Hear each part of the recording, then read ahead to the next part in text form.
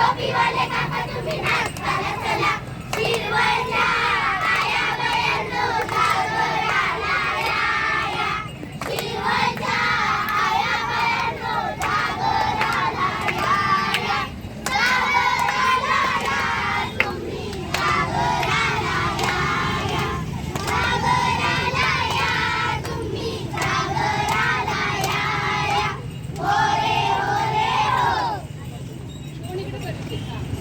तापल्याशिवाय दार नाही तलवारीच्या पातीला, तेलाशिवाय पर्याय नाही समईतल्या वातीला, स्वच्छतेशिवाय पर्याय नाही महाराष्ट्राच्या मातीला, स्वच्छता ही सेवन अंतर्गत तिसरी वर्ष विद्यार्थी आपल्या समोर एक पथनाट्य सादर करीत आहेत.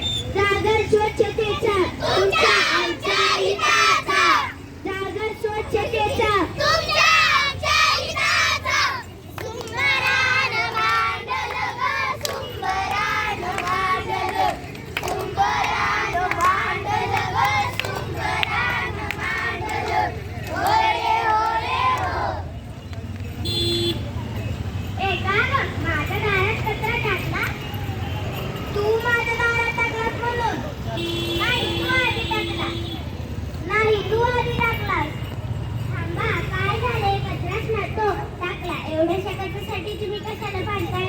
आणि प्रत्येकाने जर केलेला कचरा स्वतः उचलला, प्रत्येकानेच आपल्या दारासमोरची स्वच्छता केली तर कचराच होणार नाही आणि आपला गाव पण स्वच्छ होईल. मग चला तर. सुंदरान मांडल ग सुंदरान मांडल, सुंदरान मांडल ग सुंदरान मांडल, हो रे हो रे हो. भविष्य सांगणार, भविष्य सांगणार, हातावरच्या पायावरच्या कपडावरच्या रेषांवरून भविष्य सांगणार. थांबा थांबा, पहिले माझे भविष्य सांगा. यंदाच्या वर्षी तुझ्या चौघांच्या खांद्यावरून वादच गाजत जाणार. म्हणजे या वर्षीच्या निवडणुकीत जिंकणार म्हणायचं नाही. नाही, चार चौघांच्या खांद्यावरून जाणार म्हणजे मरणार. कसे कसे? वादांची गर्दी गर्दी होणार, हवा दूषित दूषित होणार, सगळीकडे कचरा कचरा होणार, दुर्गंधी वाढून आधार पसरणार, श्वास घेण्यासाठी त्रास होणार. एवढंच काय तुला अटॅक येणार?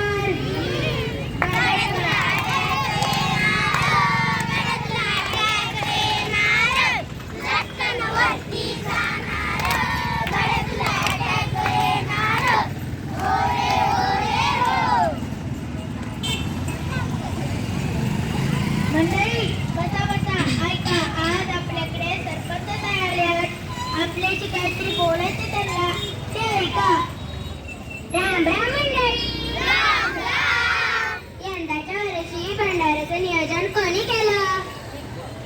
जेवणाचं नियोजन नाही केलं बघा. जेवणाला तुम्ही लापशी म्हणू नका, लाडू म्हणू नका, जिलेबी म्हणू नका, सगळं एकसारखं आहे बघा. 100 प्लास्टिकच्या पातळ्या, 100 प्लास्टिकचे ग्लास, सगळं एक नंबर आहे बघा. सरपंच गेल्या वेळी सगळ्या लोकांनी जेवण केलं. पत्रावळ्या दिल्या माझ्या वावरात टाकून, सगळ्या वावरला पीक झालं बघा.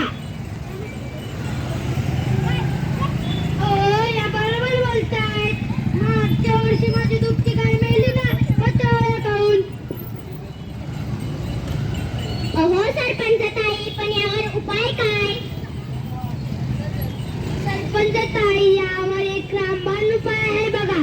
आपण प्लास्टिकच्या पत्र्या वापरण्याऐवजी पानांच्या पत्र्या वापरल्या, त्या वापरून झालं एका खड्ड्यात टाकल्या, त्याचं लय भारी सेंद्रिय खत होतंय बघा. ते सेंद्रिय खत आपण शेतात टाकले, शेत बी सुपीक होतंय बघा. तुम्हाला कसं वाटतंय?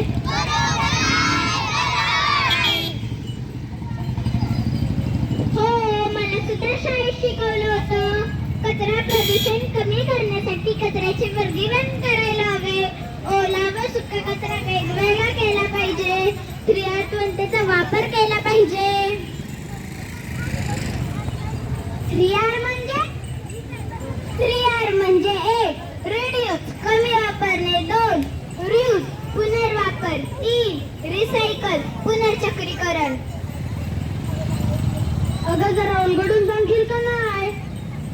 रिड्यूस म्हणजे प्लास्टिक पिशव्या, प्लास्टिक पॅकेजिंग टाळा, अनावश्यक खरेदी कमी करा, प्लास्टिक ऐवजी कापडी शिवाय वापरा. रियूज म्हणजे वस्तू फेकून देण्याऐवजी त्यांचा पुनर्वापर करा. जुन्या बाटल्या, डबे, कपडे यांचा पुनर्वापर करा. रिसायकल म्हणजे कागद, काच, धातू, इलेक्ट्रिक, प्लास्टिक यांचा पुनर्वापर करा.